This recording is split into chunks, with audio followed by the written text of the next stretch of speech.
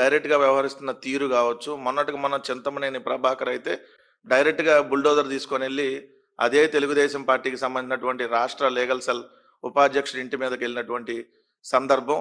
అంతకుముందు అనేక మంది ఎమ్మెల్యేలు బరి తెగించేసి ప్రభుత్వ అధికారుల్ని, బుడ్డా రాజశేఖర రెడ్డి దగ్గర నుంచి అనేక మంది ప్రభుత్వ అధికారుల్ని దాడులు చేసినటువంటి పరిస్థితి, చిత్రహింసలకు గురి చేసినటువంటి పరిస్థితి. ఇంకా ముందు స్టెప్కి వెళ్ళి ఈరోజు జనసేనకు సంబంధించినటువంటి కాకినాడ రూరల్ ఎమ్మెల్యేగా ఉన్నటువంటి పంతం నానాజీ జగన్మోహన్ రెడ్డి గారిని ఉద్దేశించి తీవ్రమైనటువంటి పదజాలంతో మాట్లాడినటువంటి మాటలు నిజంగా సభ్య సమాజంలో ప్రజాప్రతినిధా లేదంటే వీళ్ళు పాకీ పనులు చేసుకునే లేకీగాడ అనే విధంగా అతను మాట్లాడినటువంటి మాటలు ఒక్కసారి మీరు వింటే ఆ మాటలు అర్థమవుతుంది. ఒకసారి ప్లే చేయండి అన్న.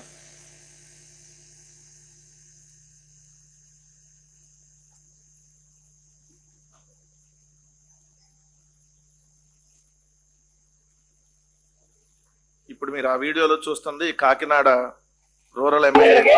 ఈ జిల్లాలోకి వచ్చి ఇక్కడ పోటీ పెట్టి ఇంకో చోట చేయకూడదు అంటారు. ఖచ్చితంగా చేస్తారు. జగన్ వచ్చి కాకినాడ రూరల్ లో పోటీ చేయమని వదిలి, కడప జిల్లా వదిలి ఇక్కడికి వచ్చి పోటీ చేయమనండి. ఆ పట్టుకుని రమ్మనండి ఇక్కడికి. ఈ జిల్లాలోకి వచ్చి ఇక్కడ పోటీ చేయమనండి. ఆయన పోటీ చేయమంటే ఆడు పోటీ చేసిన రోజు ఆ దమ్ము ఆడుకుంటే ఖచ్చితంగా మేము మారుతామని చెప్తా ఉన్నాను. కడపలో పోలింగ్లు మేము చూసాం, మేము వెళ్ళాం. చాలా పోలింగ్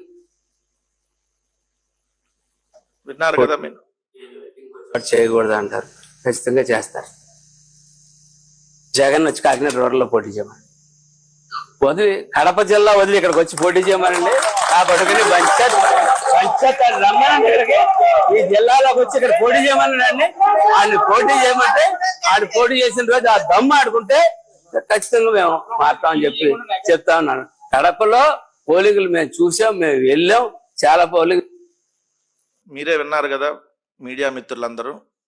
ఒక ఎమ్మెల్యే జనసేనకు సంబంధించి ఏదైతే రాష్ట్రానికి ముఖ్యమంత్రిగా పనిచేసి రాష్ట్రంలో ప్రతిపక్ష పార్టీ నాయకుడిగా ఉన్నటువంటి 40% ఓట్లతో ఉన్నటువంటి వైఎస్ఆర్ కాంగ్రెస్ పార్టీ అధ్యక్షుడిని ఉద్దేశించి నా కొడక అనేటటువంటి భాష, వాడు వీడు నా కొడక అంటే ఇది ప్రజాప్రతినిధులు మాట్లాడే భాషేనా, లేదంటే ఇందాక చెప్పినట్టుగా ఈ పాకీ పనులు ఏమన్నా చేసుకొని లేఖీ చేష్టలు ఏమన్నా చేసుకునేటటువంటి వ్యక్తులు మాట్లాడే భాష?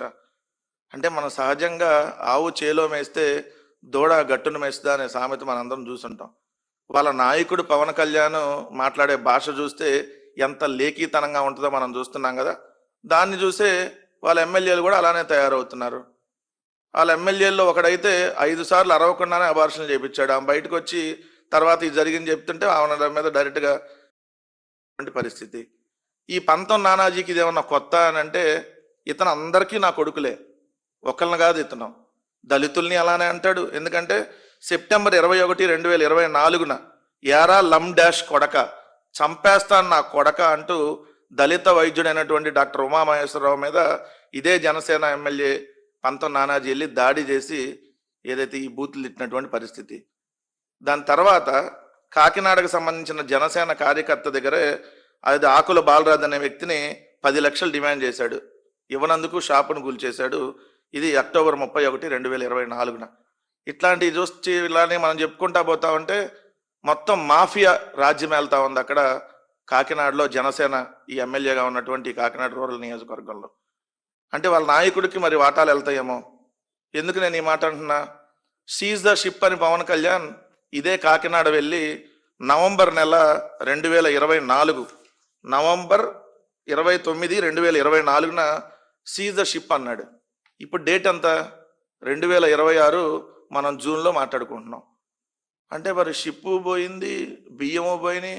పవన్ కళ్యాణ్ మాదాపూర్ పోయాడు, మళ్ళీ షిప్ వచ్చింది, మళ్ళీ బియ్యం ఎత్తుకెళ్లారు, మళ్ళీ మా పవన్ కళ్యాణ్ మాదాపూర్ పోతానే ఉన్నాడు. మరి ఏమైంది అంటే డబ్బులు ఇస్తే ఏ లత్కోరు పనులైనా చేస్తారు ఈ ప్రభుత్వంలో ఎమ్మెల్యేలు కానీ మంత్రులు కానీ. మరి లేదంటే షీజ్ ద షిప్ అన్నాక షిప్ ఎట్లా పోయింది? మరి ముందు దాని మీదగా సమాధానం చెప్పాలి. అయినా ఎవరికైనా ఒక సొంత నియోజకవర్గం ఉంటుంది. మీకు సొంత నియోజకవర్గాలు లేవు. మరి పవన్ కళ్యాణ్ సొంత నియోజకవర్గం ఉంటే నరసాపురంలో పోటీ చేయాలి కదా. ఎందుకు మరి నరసాపురంలో పోటీ చేయకుండా కాపు సామాజిక వర్గం ఎక్కువ ఉన్న దగ్గర భీమవరమో, గాజువాకో, లేదంటే పిఠాపురమో ఇవన్నీ ఎందుకు సెలెక్ట్ చేసుకున్నాడు? మరి ఇప్పటికైనా నరసాపురంలో వచ్చే ఎన్నికల్లో పోటీ చేసే ధైర్యం అన్నా చేయగలుగుతాడా మీ ఉప ముఖ్యమంత్రి? రెండోది, అసలు నువ్వు ఎవడవరా అంటాం మేము కూడా. మాకు వచ్చా భాష, కానీ మాకు సంస్కారం నేర్పారు మా నాయకుడు జగన్మోహన్ రెడ్డి గారు. మేము కూడా ఎవడవరా నువ్వు, యారా నా డాష్గా, ఒరే నా డాష్గా అంటే మిమ్మల్ని అనగలం, మీ నాయకుడిని కూడా అనగలం. మీకు ఉంది ఆఫ్టర్ ఆల్ 6% ఓట్లు. పక్కన తెలుగుదేశం ముష్టెత్తే తప్ప మీకు పోటీ చేసే గతి లేదు. పక్కన తెలుగుదేశం వాళ్ళు ఏదైతే వాళ్ళ క్యాండిడేట్లు పంపితే తప్ప మీ పార్టీలో క్యాండిడేట్లకి దిక్కు లేదు. అయినా ముందు మీరు నా డాషులారా అని అనాల్సింది తెలుగుదేశం వాళ్ళు కదా. పిచ్చి కుక్కల్ని కొట్టినట్టు ఈ జనసేనాలని తెలుగుదేశం వాళ్ళు కొడుతుంటే ఎక్కడికి పోయావయ్యా? ఇదే పంతం నానాజీ, ఏడికి పోయారయ్యా మీ జనసేనాళ్ళు? మీ తెలుగుదేశం మీ జనసేన పార్టీకి సంబంధించినటువంటి వాళ్ళని అలాగా పార్టీ అని, అలాగా వాళ్ళు ఉంటారు మీ దగ్గర అని, సంకర జాతని నేను అనలేదు. మా పార్టీ ఎప్పుడు అలా అనదు.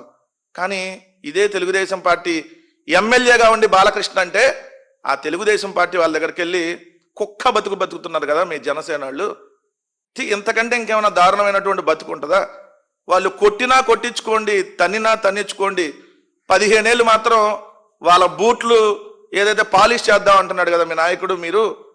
మీరా మా గురించి విమర్శలు చేసేది? సంస్కారం ఉండాలి. మనం రాజకీయాల్లో ఉన్నాం. రాజకీయాల్లో ఉన్నప్పుడు భాష ఇచ్చిపుచ్చుకోవాలి. అలా కాకుండా ఎలా పడితే అలా మాట్లాడతాం, ఏది పడితే అది మాట్లాడతాం అంటే మా ఆంధ్రప్రదేశ్ రాష్ట్రంలో మహిళల చేత తరిమి కొట్టించేటటువంటి రోజులు దగ్గరలో ఉన్నాయి. అక్కడ దాకా తెచ్చుకోవద్దని చెప్పి వీళ్ళకి చెప్తా ఉన్నాం. రెండోది వచ్చేటప్పటికి వీళ్ళు ఇప్పుడు మాట్లాడినటువంటి ఈ ఎమ్మెల్యే మీద 11 క్రిమినల్ కేసులు ఉన్నాయి. ఇదే పంతం నానాజీ మీద. వీళ్ళ నాయకుడు పవన్ కళ్యాణ్ నోటికి ఏదొస్తే అది అదుపు లేకుండా వాగుతూ ఉంటాడు. ఆయనకు ప్యాకేజ్ ఇస్తారు, ఆ ఇచ్చినప్పుడు ఇక్కడికి వస్తాడు, వాగుతాడు, మళ్ళీ పోతాడు, మళ్ళీ కొన్ని రోజులు నిద్రపోతాడు, మళ్ళీ చంద్రబాబు నిద్ర లేపి ప్యాకేజ్ ఇవ్వగానే మళ్ళీ వస్తాడు, మళ్ళీ తిడతాడు, పోతాడు. నీకంటూ ఒక విధి విధానం ఉందా? నువ్వు ఒక డిప్యూటీ సీఎం అన్న విషయం అసలు మర్చిపోయావా? అసలు డిప్యూటీ సీఎం అన్న విషయం మర్చిపోయి వీధి రౌడీలాగా, గోండాలాగా అసలు నీ ఇప్పుడు మీ పార్టీలో ఉన్న వాళ్ళందరూ క్రిమినల్స్. 5 సార్లు అబార్షన్ చేపిస్తే నువ్వు తీసుకొని వెళ్ళి పక్కన కూర్చోబెట్టుకున్నావు అంటే నువ్వేం అధ్యక్షుడివి? ఇంకోటేమో దొండకాయో బెండకాయో ఉంటాడు ఆ తిరుపతిలో కామకిరణ్ అని, ఇంకోటేమో దొండకాయో బెండకాయో ఉంటాడు ఆ తిరుపతిలో కామకిరణ్ అని.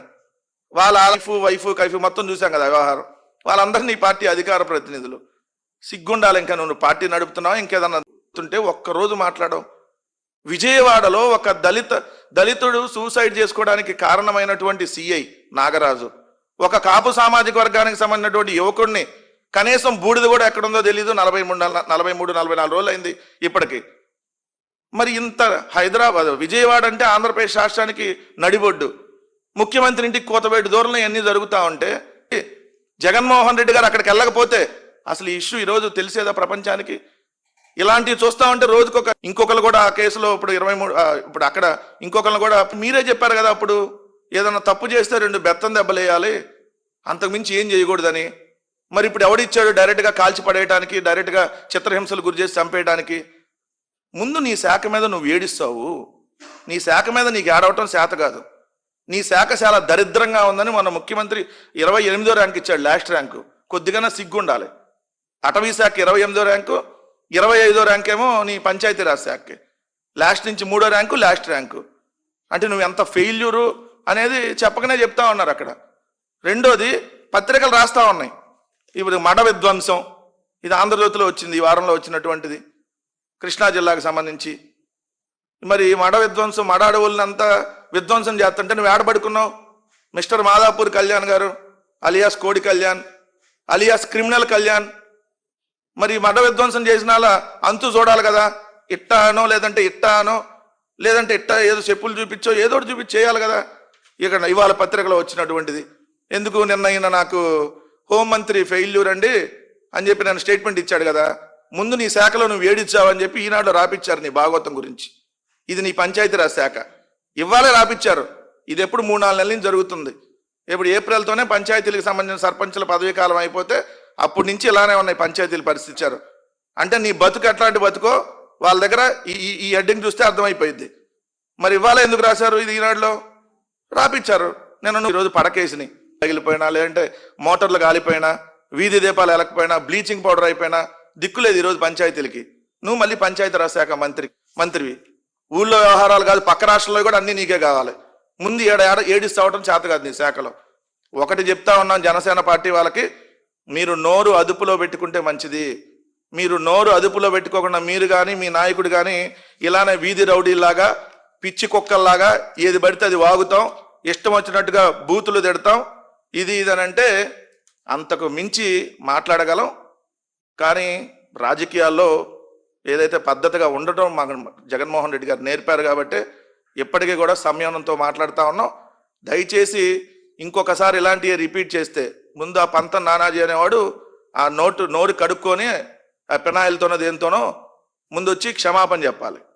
లేకపోతే ఖచ్చితంగా మహిళల చేత తగిన శాస్తి ఇదే పంతం నానాజీకి చేపిస్తామన్న విషయం గుర్తుపెట్టుకోమని చెప్తా ఉన్నాం. పవన్ కళ్యాణ్ గారు మీరు కూడా నోరు కొంచెం అదుపులో పెట్టుకొని బాడీ కూడా మీ కంట్రోల్లో పెట్టుకోండి. ఈ మధ్య మీ బాడీ మీ కంట్రోల్లో ఉండట్లేదు, ఎటు మీ మైండ్ మీ కంట్రోల్లో ఎప్పుడు ఉండదు, మీ నోరు ఎటు కంట్రోల్లో ఉండదు. ఈ మధ్య బాడీ కూడా కంట్రోల్లో ఉండలేదు అంటున్నారు. మరి అదేందో అది చంద్రబాబు నాయుడు చెప్పాలి మీ గురించి, ఎందుకంటే మీ గురించి ఎక్కువ ఇన్ఫర్మేషన్ ఆయనకే తెలిసింది కాబట్టి. సో ఇప్పటికైనా పద్ధతిగా ఉండమని చెప్పి హెచ్చరిస్తా ఉన్నాం.